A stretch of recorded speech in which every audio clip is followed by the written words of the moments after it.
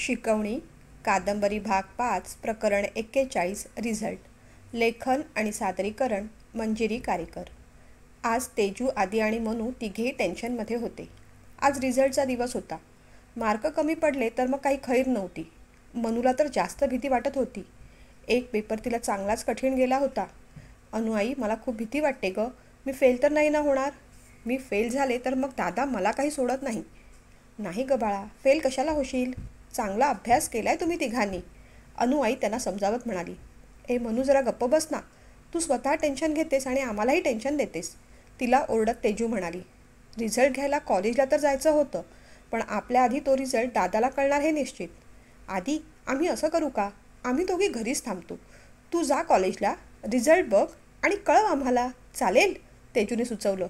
हां, शाणी मोठी, म्हणजे चुकून माकून तिथे दादा भेटलाच तर तुमच्या दोघींचा प्रसाद मलाच मिळायचा।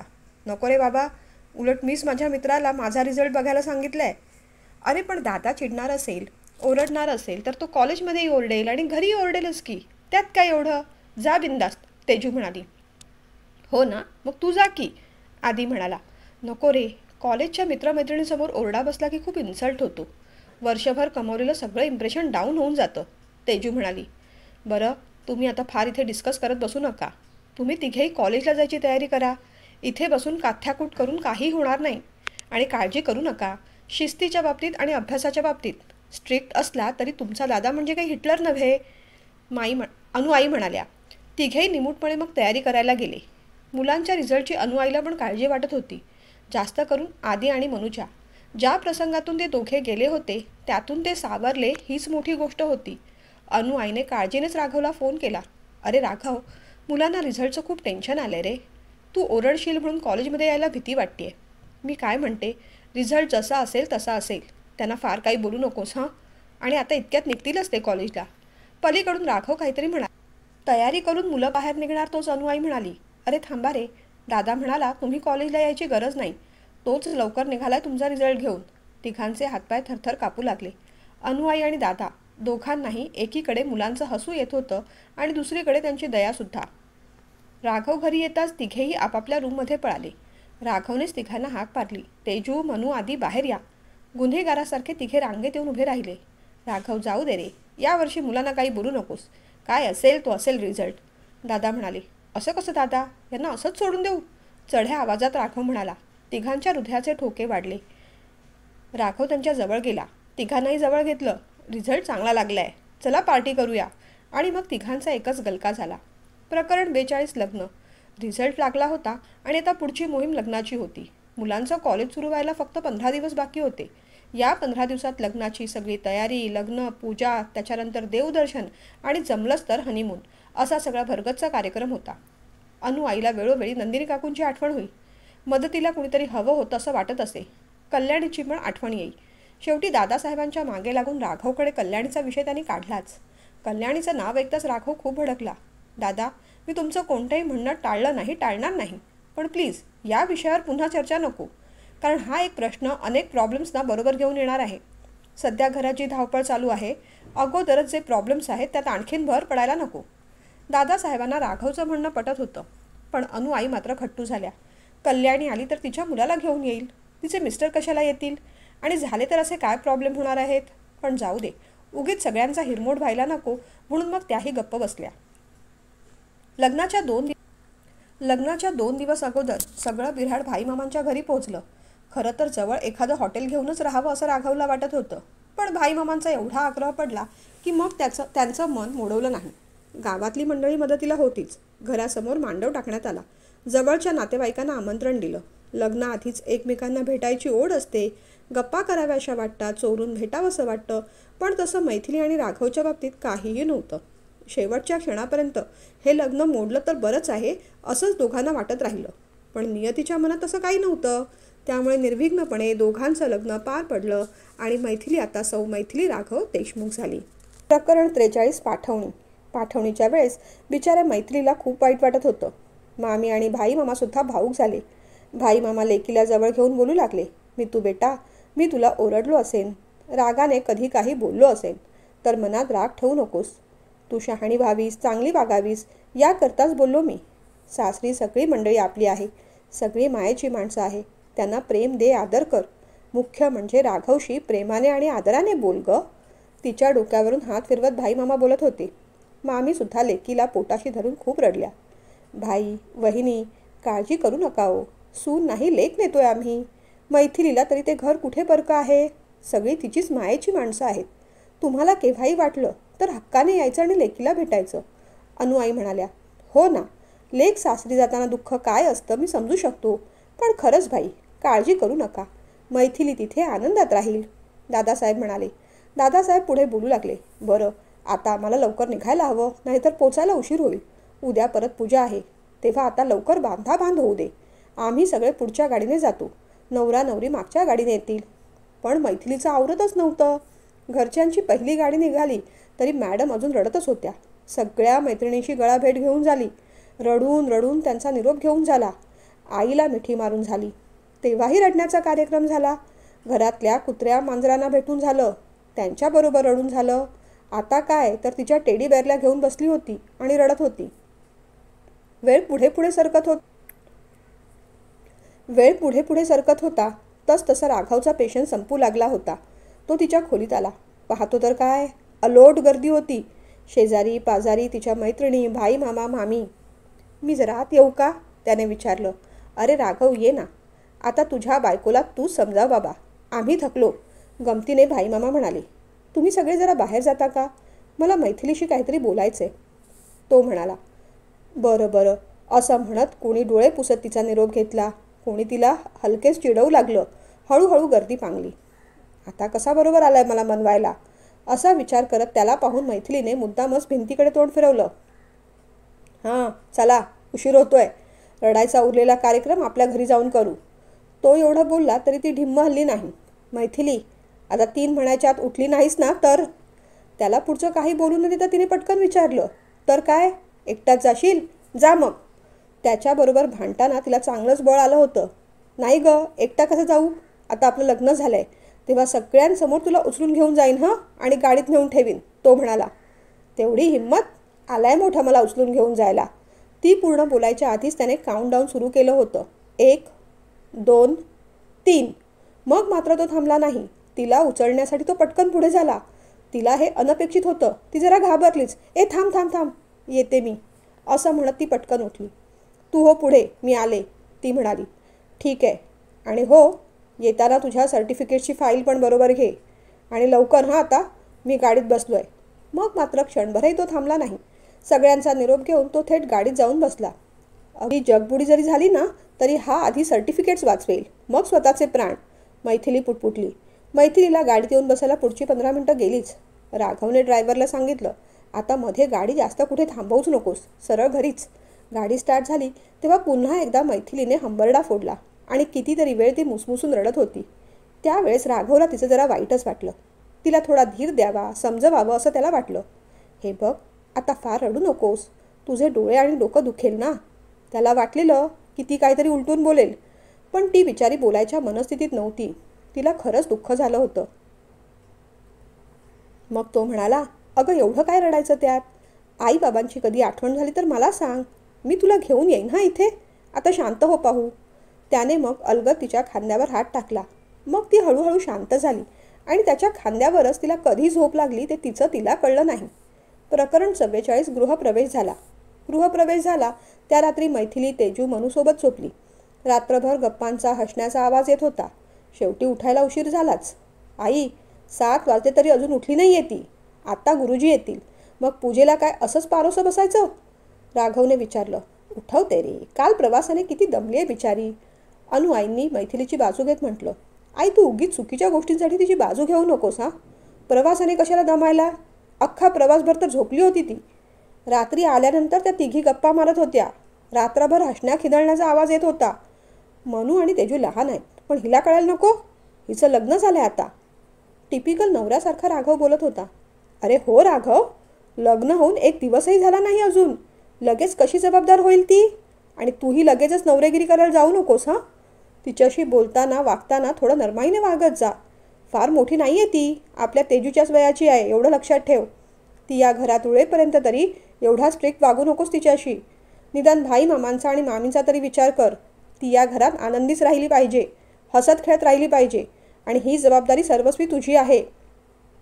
आईने चांगलीच कानउघडणी केली होती त्याची. आईसमोर तरी राघव काही बोलला नाही, पण त्याला मनापासून मैथिलीचं वागणं पटलं नव्हतं. तेजू आणि मनू या घरातल्या लेकी आहेत, पण मैथिली या घरची सून आहे, तीही मोठी. तिने जबाबदारीनेच वागायला हवं. दादांचं काय? आता तिची बाजू घेतील. उद्या हे सगळं प्रकरण अंगलट आलं तर ते मलाच भारी पडणार आहे. आता आपल्या बायकोशी कसं वागायचं याच विचारात राघव हरवून गेला. पूजा झाली. आजूबाजूची लोक सुनेचं कौतुक करून गेले.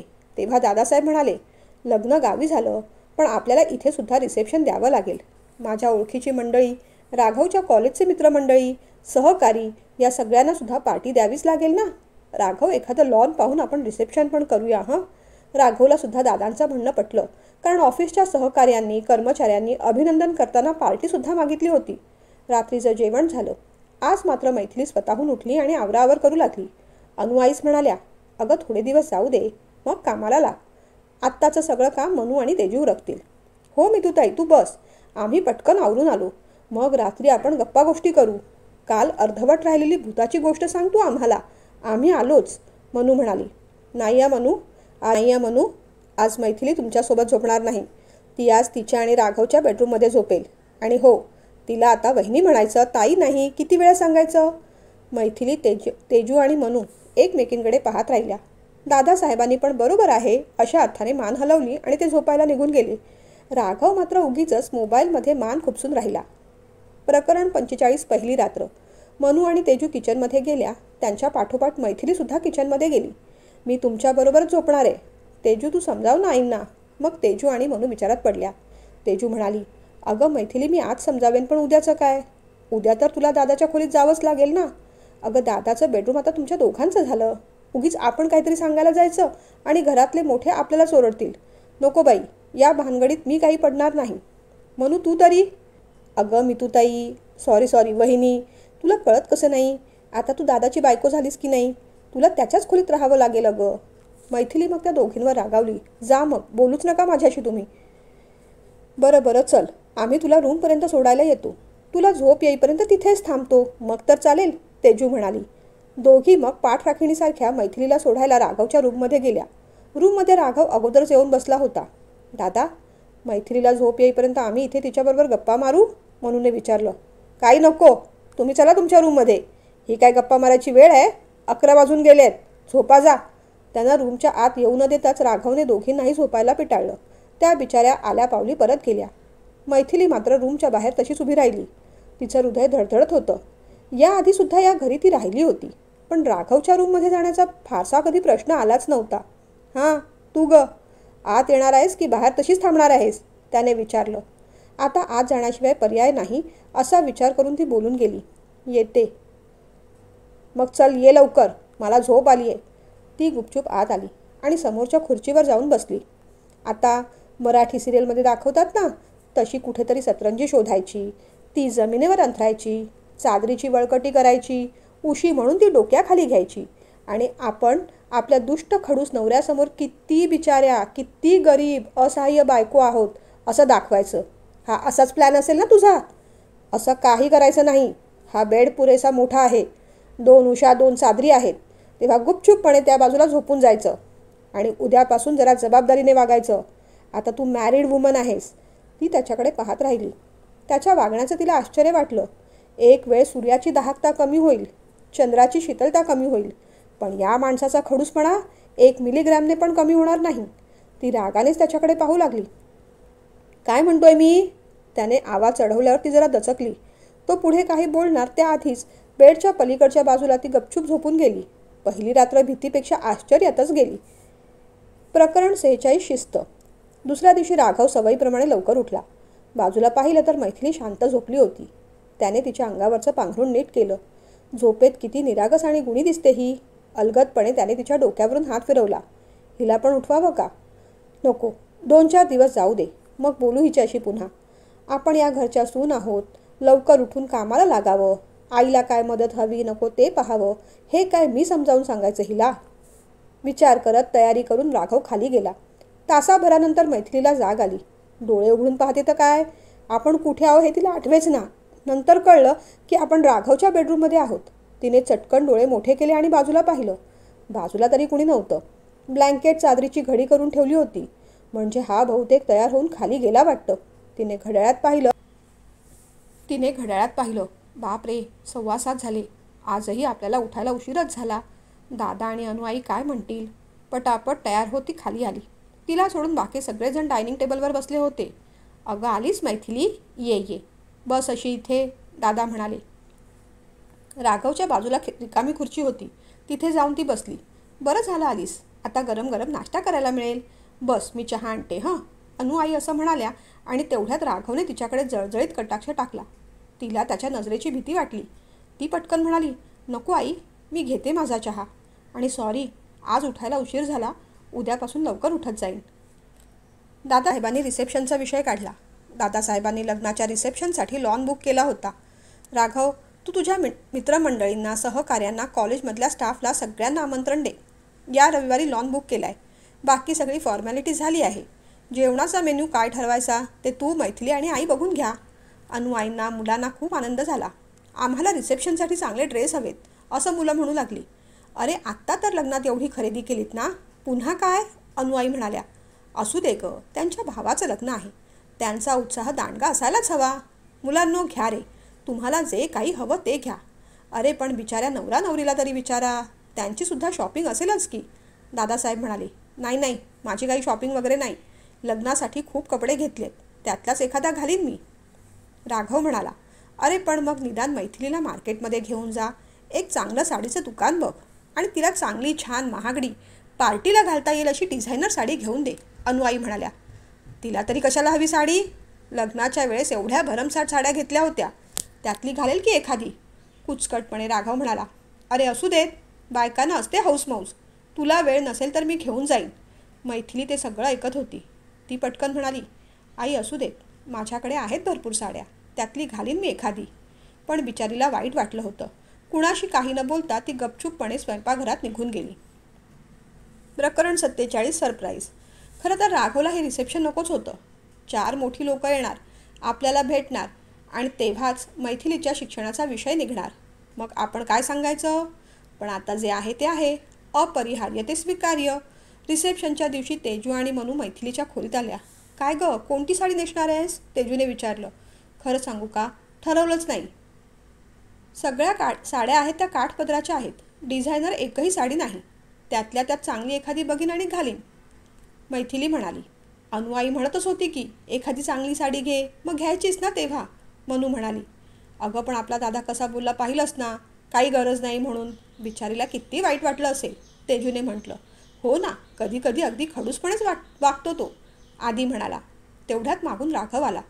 तुम्ही सगळे इथे काय करताय? तयारी करायची नाही? जा लवकर तयारी करा, अर्ध्या तासात निघावं लागेल आपल्याला. असं म्हणताच तिघेही गपचूपपणे निघून गेले. मैथिली बिचारी कोणती साडी घालावी याचा विचार करत बेडवर बसून राहिली. काय गं, तुला काय वेगळं सांगायचं? तयारी करायची की नाही?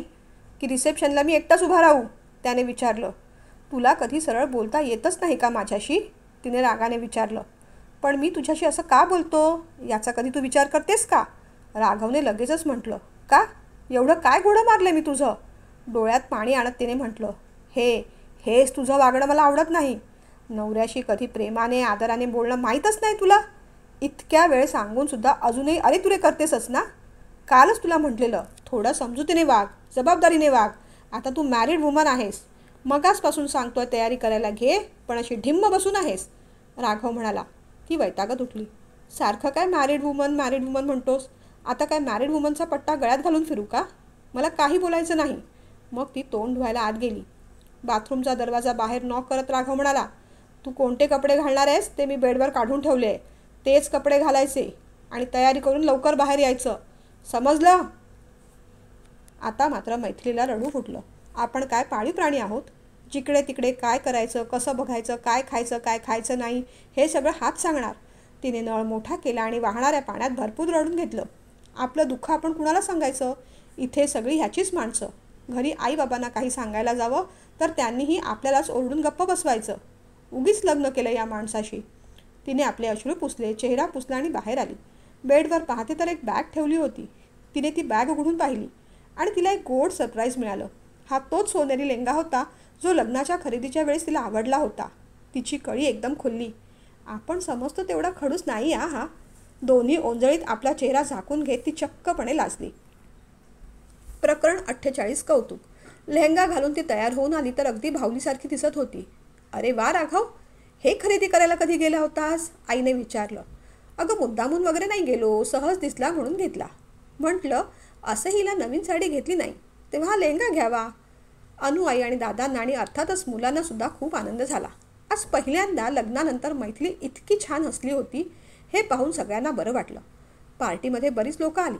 फार काही मॅटर झाला नाही, पण 4-5 लोकांनी बायको काय करते असं विचारलं.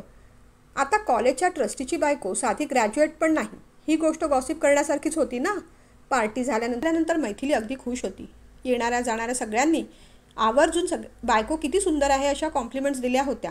आपल्या चौकडीबरोबर मैथिली गप्पा मारत होती. ए आधी तू मोबाईलमधून काढलेले फोटो दाखव ना, मैथिली म्हणाली. मग कोणता फोटो चांगला, डीपीवर कोणता फोटो ठेवूया, स्टेटसवर कोणता फोटो ठेवूया, हे सगळं डिस्कशन झालं. अनु आई दादा दमून झोपून गेले होते, पण मुलांचा गोंधळ चालू होता. ए आता संपली ना पार्टी, अजून कशाला गोंधळ? कधीतरी कोणतं तरी पुस्तक घेऊन वाचावं, वर्तमानपत्र वाचावं, ते तुम्हाला जमतच नाही, नाही का? आणि तू गं मैथिली, जरा रूममध्ये ये, तुझ्याशी बोलायचं महत्त्वाचं, राघव म्हणाला. सगळेजण वैतागले. जरा 4 आनंदाचे क्षण माझ्या वाटाला आले की तुमचे दादासाहेब त्यावर पाणी टाकायला तयारच असतात, असं म्हणत ती उठली आणि बेडरूममध्ये गेली. काय हवं आहे तिने विचारलं. ती तुझ्या सर्टिफिकेटची फाईल काढून ठेव, उद्या आपल्याला कॉलेजला जायचं आहे, तुझं ॲडमिशन घ्यायला, राघव म्हणाला. ते ऐकून मैथिलीचा सगळा मूड ऑफ झाला. लगेच कुठे, थोडे दिवस जाऊ दे ना, ती म्हणाली. कॉलेजमध्ये ॲडमिशन सुरू आहेत, थोड्या दिवसांनी ॲडमिशन बंद होतील, मग 1 वर्ष फुकट जाईल, चालेल तुला? त्याने विचारलं. हो, वर्षभराने शिकेन, त्यात काय एवढं, उडवा उडवीची उत्तरं देत ती म्हणाली. तुला काय गं, आयुष्यभर न शिकता राहिलीस ना तरी काही ढिम्म फरक पडणार नाही. फरक पडणार आहे तो मला, तेव्हा जास्त आगाऊपणा करू नकोस. ती फाईल काढून ठेव, उद्या सकाळी माझ्याबरोबर कॉलेजला यायचं आहे तुला. कुठे आहे ती फाईल? त्याने पुन्हा विचारलं. आहे बॅगेत, काढते उद्या. आता झोपू का मी, दमले आहे, असं म्हणत तिने सरळ लाईट बंद केलं आणि झोपून गेली. दुसऱ्या दिवशी मात्र ती जरा लवकर उठूनच किचनमध्ये गेली. कामवाल्या मावशी भांडी करत होत्या. अनु आई अजून उठल्या नव्हत्या. आज मोठ्या बाईसाहेबांना जरा दमायला झालं आहे, थोड्या वेळाने उठेन असं म्हणाल्या त्या. कामवाल्या मावशींनी सांगितलं. असू दे, त्या बिचाऱ्या दमल्या असतील काल, मी पटकन नाश्त्याला थालीपीठ करते असं म्हणून तिने पीठ काढलं. अर्ध्या तासात भराभर चविष्ट थालीपीठं केली. हळूहळू एक जण उठत गेले. अनु आई, दादासाहेब, अगदी राघवसुद्धा आला. अनु आईने तिचं भरभरून कौतुक केलं. इतका खमंग वास येतोय मैथिली, माझ्या तर तोंडाला पाणी सुटलं बाई, नाहीतर मला माझ्या हातचं खाऊनच कंटाळा आला होता, अनु आई म्हणाल्या. हो ना, आज मस्त चमचमीत काहीतरी खायला मिळणार असं वाटतंय. थालीपीठं असतील तर लोणी पण काढ गं मैथिली, दादासाहेब म्हणाले. हो दादा, काढते हं, आणि बाकी मुलांना पण बोलावून घेऊन ये, त्यांनाही गरम गरम नाश्ता मिळेल ना. मैथिली त्या तिघांनाही बोलावून घेऊन आली. सगळ्यांना थालीपीठं दिली. गरम गरम थालीपीठ आणि त्यावर लोण्याचा गोळा म्हणजे स्वर्गसुख. आधी म्हणाला, वहिनी, आज आमच्या आईची आठवण झाली, तिची थालीपीठं पण अशीच व्हायची. हो, ते बाकी खरं आहे. नंदिनी काकू पण अशीच थालीपीठं करायची, अगदी खमंग, खुसखुशीत, मस्तच झाली आहेत थालीपीठं. राघवने पण कॉम्प्लिमेंट दिली. राघवची कॉम्प्लिमेंट ऐकल्यावर मैथिलीच्या चेहऱ्यावर एक गोड हसू आलं. थालीपीठं तर भराभर संपली. बरं आई, मी आज मैथिलीला घेऊन कॉलेजला जाणार आहे, तिचं ॲडमिशन करायचं आहे ना. मैथिली, पटकन नाश्ता कर, 5 मिनिटात निघायचं आहे आपल्याला. तिने पटकन 2-4 घास कोंबले आणि ती रूममध्ये पळाली. सर्टिफिकेटची फाईल आपण शोधलीच नाही. मग तिने भराभर बॅगा उपसल्या. फाईल कुठेच मिळत नव्हती. राघवने खालूनच आवाज दिला, मैथिली. ती खिडकीपाशी आली. चल लवकर, उशीर होतोय, तो म्हणाला. सर्टिफिकेटची फाईल सापडत नाही आहे, थरथरत्या आवाजात ती म्हणाली. प्रकरण 49. ओरडा. गाडीत बसलेला राघव बाहेर आला. त्याची कानशिला तापली होती. वाऱ्याच्या वेगाने तो पुन्हा घरात शिरला. आई, दादा, तेजू सगळेजण त्याच्याकडे पाहत राहिले. पुढच्याच क्षणाला तो त्याच्या रूममध्ये होता. काय म्हणालीस तू, पुन्हा बोल, त्याने रागाने विचारलं. भीतीने मैथिलीची गाळण उडाली होती. खरंच मी आणली होती फाईल, पण मिळत नाही आहे. कसे बसे तिने ते शब्द उच्चारले. डोकं ठिकाणावर आहे तुझं? आपण काय बोलतोय, काय वागतोय? कशाचं तरी भान आहे तुला? 2 दिवस झाले मी मागे लागलो आहे तुझ्या ती फाईल शोधून ठेव म्हणून. तू शोधली होतीस का ती फाईल?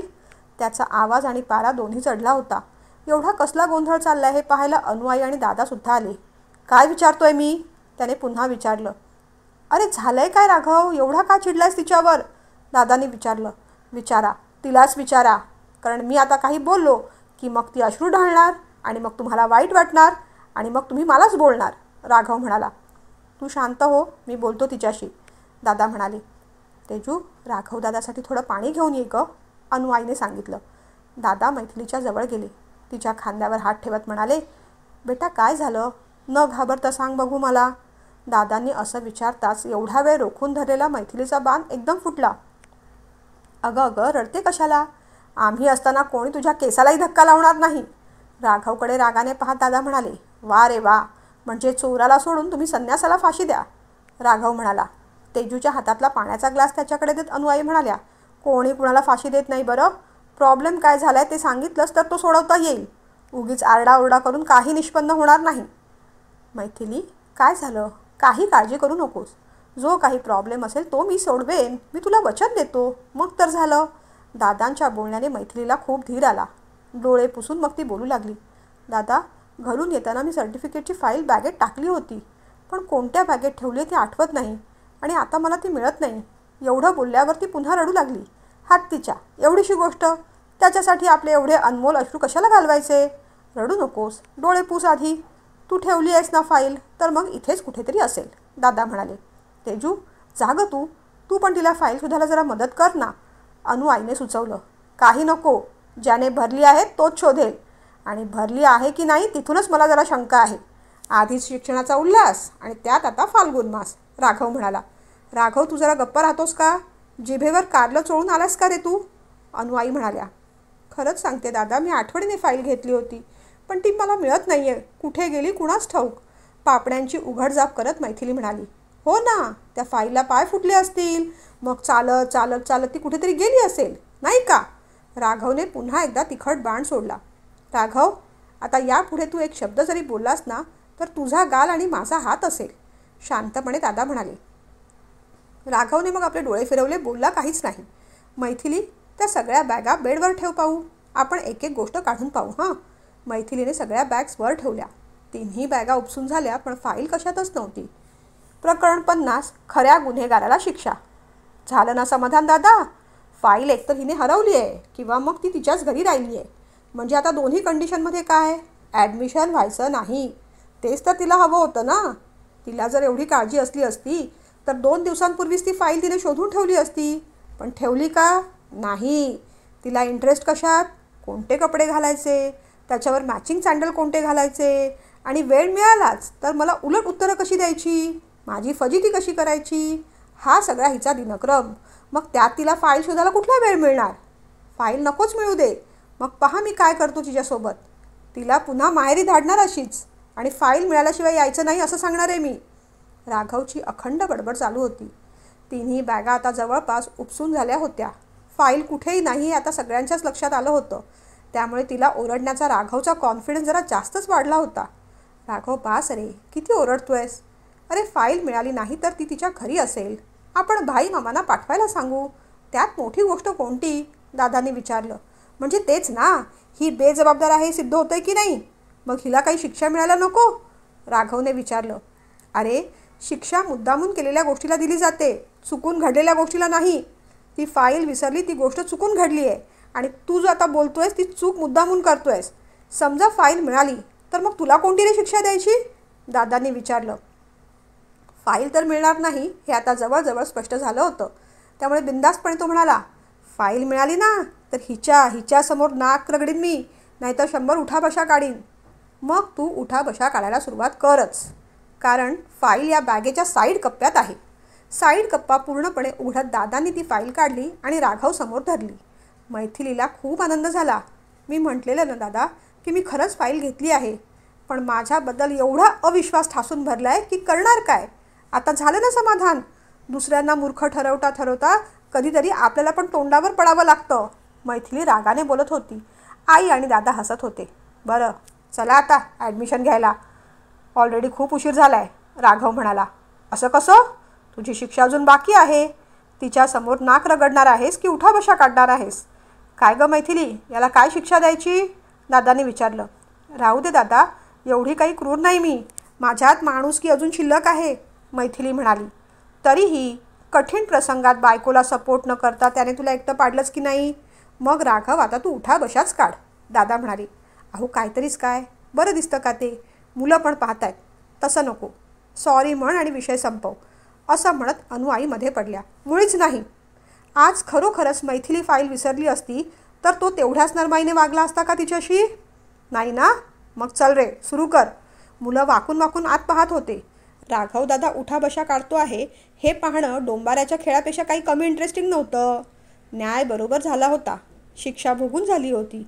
तेव्हा आता सदर घटनेतला आरोपी आणि पीडित दोघेही बाजूबाजूला गाडीत जाऊन बसले आणि गाडी कॉलेजच्या दिशेने निघाली. कथा अशीच रंगतदार होणार आहे. कथा आवडत असेल तर कमेंट जरूर करा.